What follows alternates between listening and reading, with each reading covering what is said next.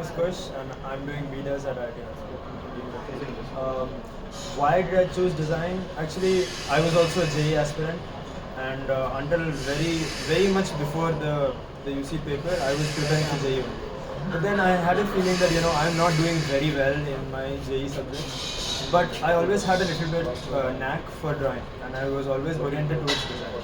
So I did research and I found UCEED exam and I found NID and all of these colleges which are very prestigious, and I decided I'll pursue this. So in around 2-3 months time I prepared for it, and I chose the best option which I had, which was IIT.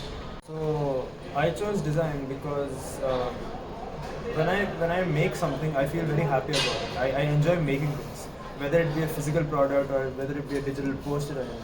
And so that really inclined me towards the whole idea of design. And when this interesting opportunity came up to do design at IIT, then I felt like it was the best of both worlds. I get technical experience and I get an artistic experience, and I get to do the field which I want to do. That's why I chose design, especially at IIT. My main tips for upcoming students would be to practice the aptitude questions, which are like in coaching institutes they call them mental ability, IQ, whatever. Those are very important. Some GK is also important.